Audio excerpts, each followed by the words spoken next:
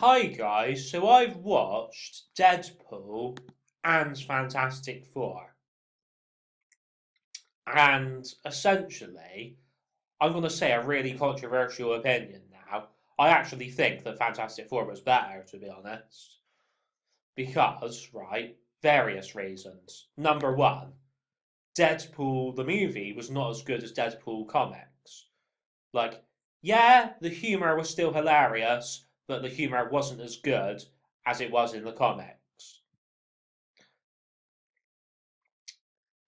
Number two,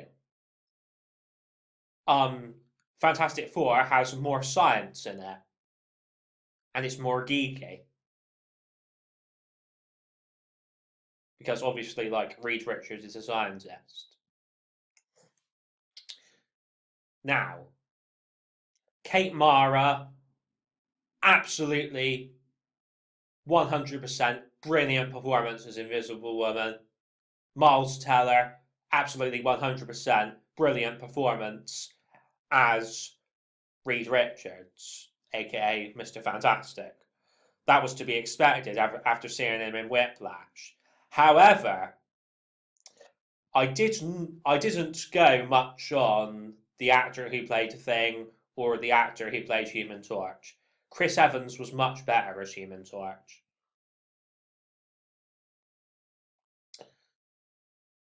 So at the end of the day, like I actually thought that the original Fantastic Four movies were better than this one. But the thing is, I actually think that Kate Mara is better at playing Invisible Woman than Jessica Alba. But there we go.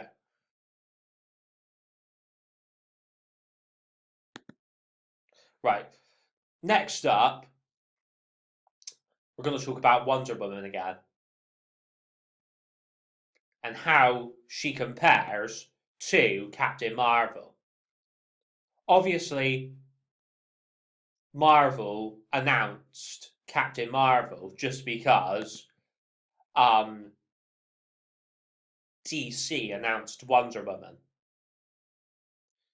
Now, was Captain Marvel originally going to be in Avengers Infinity War? Or did they just throw her in there at the last minute? Who knows? But this doesn't even look like a real poster to me. It just looks like a fan made poster. I mean, I think Brie Larson's actually supposed to have short hair in the actual movie, which, to be honest, I don't go much on that idea because I prefer Brie Larson with long hair, but there we go. It's not that big a deal. I mean, she's still just as sexy and intelligent, no matter what her hair length is. But still, it's just a bit of an annoyance to me. Um. So anyway,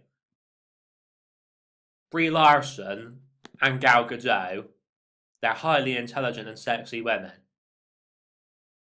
Just like Wonder Woman and Captain Marvel are highly intelligent and sexy women. So that's why these two women are perfect in these roles.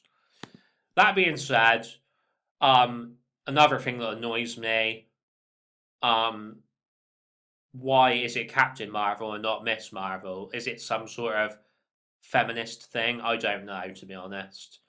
Like, look, at the end of the day, I don't have anything at all against feminists. I'm all for feminism. I'm all for female empowerment and all of that. But I just feel that sometimes it goes too far because I'm all about equality at the end of the day. Like it should be equal between men and women. Like um I mean obviously I would love it if like some women dominated me, but sorry, that's going too 50 Shades, isn't it? Anyway, Thor Ragnarok. Now, apparently, there's going to be a fight between um, Thor and Hulk in the movie. Now, that should be interesting. Like, apparently, it might have something to do with like Planet Hulk or something like that. Um, but the question is, right, what is going to happen to Hulk after the battle has ended? Because obviously Thor's going to come out on top. So is Hulk just going to be taken back to Earth? I'm not entirely sure. Or will he like just help Thor for the remainder of the film? So that being said, as much as I'm looking forward to Thor Ragnarok and Spider-Man Homecoming, I'm actually looking forward to Captain Marvel and Wonder Woman more. Again, probably a controversial opinion. But look, I'm aware what's DC and what's Marvel. I've been aware of it for friggin' ages since I first became fan since I first became a fan of these things. Obviously Wonder Woman's DC, Captain Marvel's Marvel, Thor and Spider-Man's Marvel, etc., etc. So, um, the thing is, I'm fed up of these people just thinking that Thor and Spider-Man can kick more ass than Captain Marvel and Wonder Woman, because the truth is, they can all kick just as much ass as each other. So that being said, we're moving on to Transformers: The Last Knight, where Mark Wahlberg once again reprises his role as Cage Yeager. And of course, we have Optimus Prime, who appears to turn on the human race, and even Bumblebee and possibly some other Transformers as well. So I'm not sure quite what it's about yet. I'll have to actually watch the movie to find out what it's actually about. Um, but we have a brief idea anyway that Optimus like turns on his friends for some reason. Like maybe he gets mind controlled or possessed or something of that nature. We're not entirely sure yet. But if he does get mind controlled or possessed, by who? That's the question. Does Megatron somehow come back to life even though he's dead? Or will it be Galvatron? Who knows?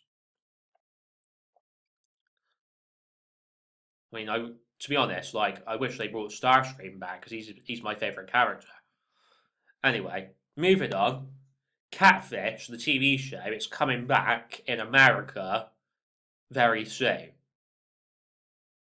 So that means that it won't be long before it hits the UK as well. I absolutely love this show. I mean, even though you're supposed to take it seriously, you just can't help laughing sometimes. I mean, like even the hosts end up laughing sometimes. Like, I mean, these hosts, Neve Shalman and Max Joseph, they are absolute legends in my opinion. I mean, I would certainly like to work on that show. That would be brilliant. Um, so anyway, Neve hosts another show on MTV called Suspect with Io Tillett Wright. Now, here's a fun fact for you. Io Tillett Wright is actually friends with Amber Heard. Now, Amber Heard, she's a brilliant actress. I love her. Like, I loved her in Drive Angry, and I'm very much looking forward to seeing her play Mira in the Aquaman movie and the Justice League movie. So, yeah, that's another roundup done, and I'll see you in the next video. One final note, I'm aware that 50 Shades of Grey is all about male dominance, and I was talking about female dominance, but still, I mean, I mean, I can be dominant and submissive, so I don't mind, to be honest. Oh, once again, shout out to Brie Larson, who liked who liked my tweet quite a while back now. But basically a picture of me holding a Miss Marvel comic because I had just literally finished reading it at the time.